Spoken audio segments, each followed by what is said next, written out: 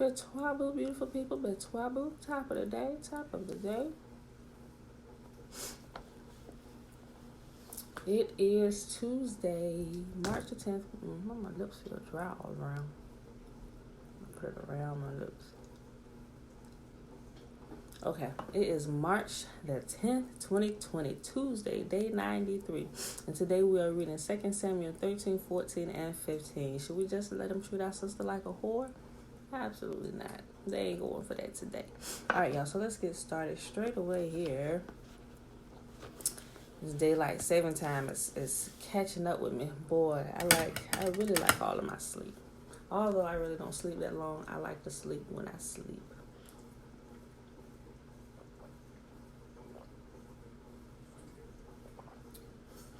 What's crazy is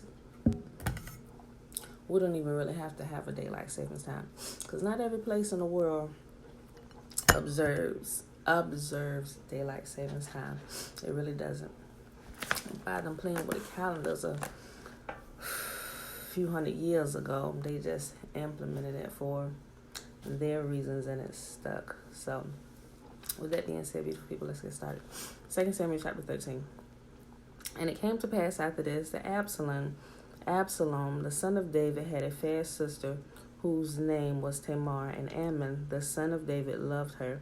And Ammon was so vexed that he fell sick for his sister Tamar, for she was a virgin, and Ammon thought it hard for him to do anything with her. And Ammon had a friend whose name was Jonadab, and the son of Shemaiah, David's brother. And Jonadab was a very subtle man. And he said unto him, Why art thou, being the king's son, lean from day to day?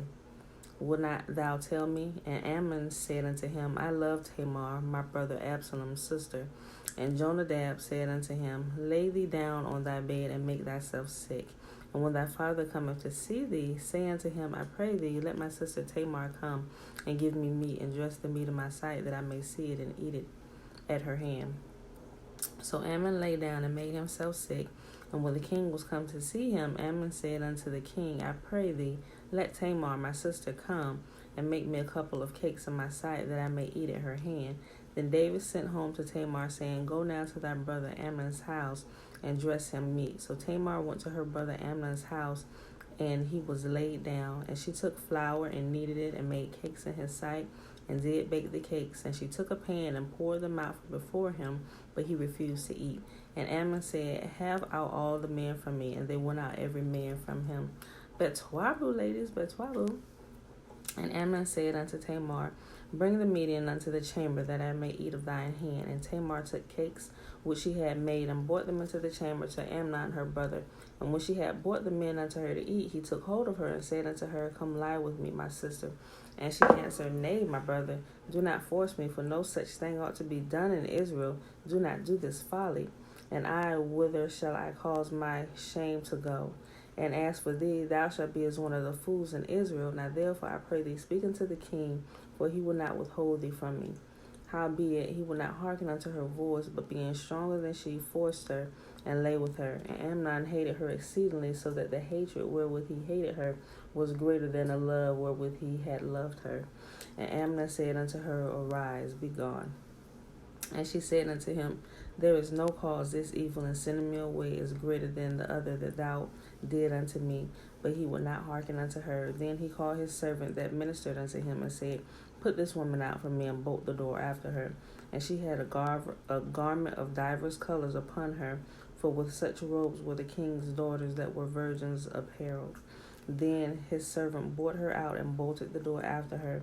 And Tamar put ashes on her head, and rent her garment of divers colors that was on her, and laid her hand on her head, and went on crying. And Absalom her brother said unto her, Hath Amnon thy brother been with thee? But hold now thy peace, my sister, he is thy brother. Regard not this thing. So Tamar remained desolate in her brother Absalom's house.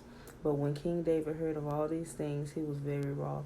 And Absalom spake unto his brother Ammon, neither good nor bad, for Absalom hated Ammon, because he had forced his sister Tamar. And it came to pass after 2 full years that Absalom had sheep shearers in Baal Hazor, which is beside Ephraim, and Absalom invited all the king's sons. And Absalom came to the king and said, Behold, now thy servant hath sheep shearers. Let the king, I beseech thee, and his servants go with thy servant. And the king said to Absalom, Nay, my son, let us not all go, lest we be chargeable unto thee. And he pressed him, howbeit he would not go, but blessed him. Then said Absalom, If not, I pray thee, let my brother Amnon go on with us. And the king said unto him, Why should he go with thee? But Absalom pressed him, and then he let Amnon and all the king's sons go with him. Now Absalom had commanded his servants, saying, Mark ye now, when Amnon's heart is merry with wine, and when I say unto you, Smite Amnon, then kill him. Fear not, for I have not commanded you. Be courageous and be valiant. And the servants of Absalom did unto Ammon as Absalom had commanded. Then all the king's sons arose, and every man got up upon his mule and fled. And it came to pass, while they were in the way, that tidings came to David, saying, Absalom hath slain all the king's sons, and there is not one of them left. Then the king arose and tare his garments and lay on the earth, and all his servants stood by with their clothes rent. And Jonadab, the son of Shemaiah, David's brother, answered and said, Let not my lord suppose that they have slain all the young men, the king's sons, for only Amnon is dead. For by appointment of Absalom has this been determined from the day that he forced his sister Tamar. Now therefore let not my lord the king take this thing to heart, to think that all the king's sons are dead, but Amnon only is dead. But Absalom fled, and the young man kept the watch, lifted up his eyes and looked, and behold, there came much people by the way of the hillside behind him. And Jonadab said unto the king, Behold, the king's sons come, as thy servant said, so it is. And it came to pass, as soon as he had made an end of speaking, that, behold, the king's sons came and lifted up their voice and wept. And the king also and all his servants wept very sore. But Absalom fled and went to Talmai, the son of Ammihud, the king of Geshur, and David mourned for his son every day. So Absalom fled and went to Geshur and was there 3 years. And the soul of King David longed to go forth. I was about to yawn, excuse me. Unto Absalom, for he was comforted concerning Amnon, seeing he was dead. 2 Samuel chapter 14. Now Joab, the son of Zeruiah, perceived that the king's heart was towards Absalom, and Joab sent Tekoa to fetch thence a wise woman, and said unto her, I pray thee, feign thyself to be a mourner, and put on the mourning apparel, and appoint not thyself with oil, but be as a woman that hath long time mourned for the dead, and come to the king, and speak on this matter unto him. So Joab put the words in her mouth. And when the woman of Tekoa spake to the king, she fell on her face to the ground, and did obeisance, and said, Help, O king. And the king said unto her, What aileth thee? And she answered, I am indeed a widow woman, and my husband is dead. And thy handmaiden had 2 sons, and they 2 strove together in the field, and there was none to part them. But one smote the other, and slew him. And behold, the whole family is risen against thy handmaid. And they said, Deliver him that smote thy brother, that we may kill him for the life of his brother whom he slew, and we will destroy the heir also. So they shall quench the coal, and so they shall quench my coal which is left, and shall not leave to my husband neither name nor remainder upon the earth. Excuse me. Oh. Whew. Sorry, that yarn came. Hey girl, hey. Okay. And the king said unto the woman, Go to thine house, and I will give thee charge concerning thee. And the woman of Tekoa said unto the king, My lord, O king, the iniquity be on me, and on my father's house, and the king and his throne be guiltless. And the king said, Whosoever saith aught unto thee, bring him unto me, and he shall not touch thee any more.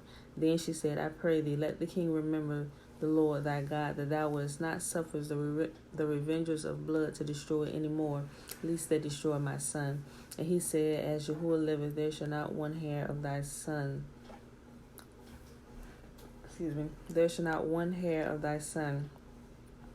fall to the earth. Then the woman said, Let thy handmaid, I pray thee, speak one word unto the Lord my king. And he said, Say on. And the woman said, Wherefore then hast thou such a thing against the people of Yahuwah? For the king doth speak this thing as one which is faulty, and that the king doth not fetch home again his banished. For we must needs die, and are as water spilt on the ground, which cannot be gathered up again. Neither doth Yahuwah respect any person, yet doth he devised means that his banished be not expelled from him. Talking about Absalom, like, why haven't you called your son home yet? Now therefore that I am come, speak of this thing unto my lord the king. It is because the people have made me afraid, and thy handmaid said, I will now speak unto the king. It may be that the king will perform the request of his handmaid. For the king will hear to deliver his handmaid out of the hand of the man that will destroy me and my son together out of the inheritance of Yahuwah. Then thine handmaid said, the word of my lord the king shall now be comfortable. For as an angel of Yahuwah, so is my lord the king to discern good and bad. Therefore the Lord thy God will be with thee. Then the king answered and said unto the woman, hide not from me, I pray thee, the thing which I shall ask thee. And the woman said, let my lord the king now speak. And the king said, is not the hand of Joab with thee in all of this? And the woman answered and said, as thy soul liveth, my lord the king, none can turn to the right hand nor to the left hand from aught that my lord the king hath spoken. For thy servant Joab, he bade me, and put all these words in my mouth of thine handmaid, to fetch about this form of speech. Hath thy servant Joab done this thing? My Lord is wise according to the wisdom of the angel of Yahuwah to know all things that are in the earth. And the king said unto Joab, behold, now I have done this thing. Go therefore, bring the young man Absalom again. And Joab fell to the ground on his face and bowed himself and thanked the king. And Joab said, today thy servant knoweth that I have found grace in thy sight, my lord, O king, in that the king hath fulfilled the request of his servant. So Joab arose and went to Geshur and brought Absalom to Jerusalem.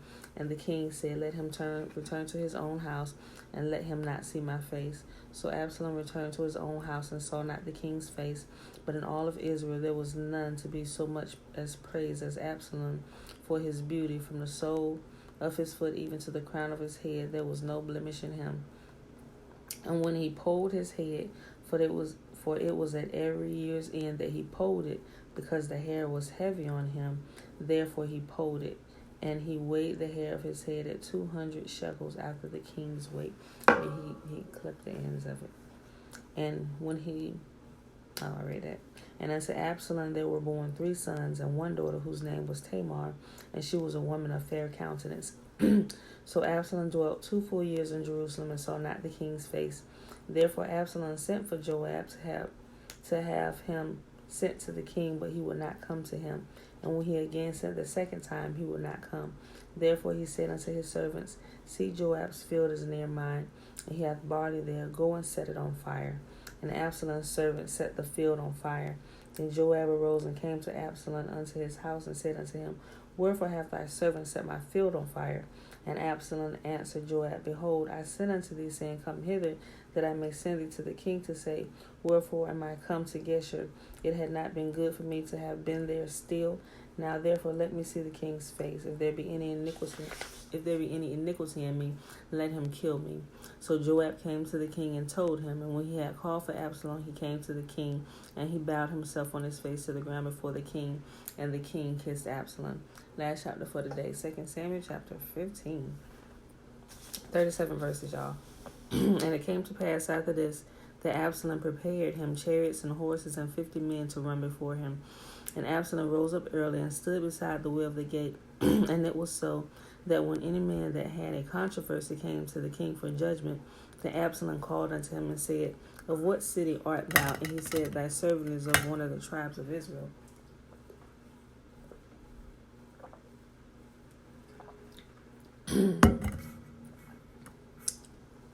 And Absalom said unto him, see, thy matters are good and right, but there is no man deputed of the king to hear thee. And Absalom said, moreover, oh, that I were made judge in the land, that every man which hath any suit or cause might come unto me, and I would do him justice. And it was so, that when any man came nigh to him to do him obeisance, he put forth his hand and took him and kissed him.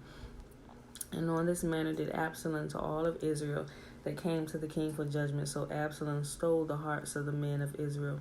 And it came to pass after 40 years that Absalom said unto the king, I pray thee, let me go and pay my vow which I have vowed unto thee in Hebron.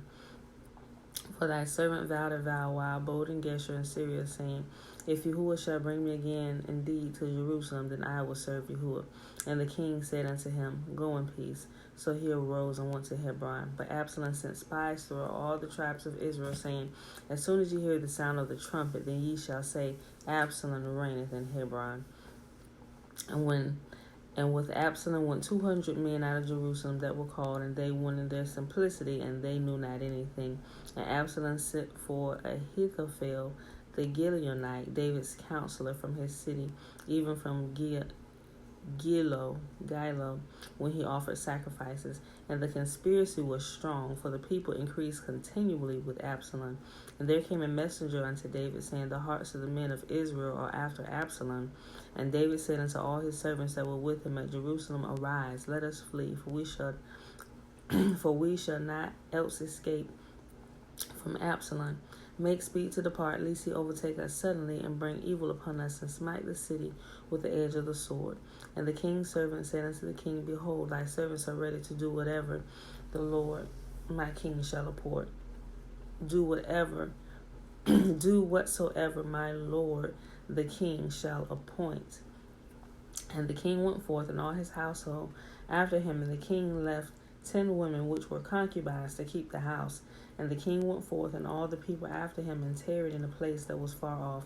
And all his servants passed on beside him, and all the Cherethites, and all the Pelethites, and all the Gittites, 600 men which came after him from Gath, passed on before the king. Then said the king to Ittai, the Gittite, Wherefore goest thou with us also? Return to thy place and abide with the king, for thou art a stranger and also an exile. Whereas thou camest but yesterday, should I this day make thee go up and down with us, seeing I go whither I may return? Return thou and take back thy brethren, mercy and truth be with thee. And Ittai answered the king and said, As Yahuwah liveth, and as my lord the king liveth, surely in what place my lord the king shall be, whether in death or life, even there also will thy servant be. And David said unto Ittai, Go and pass over.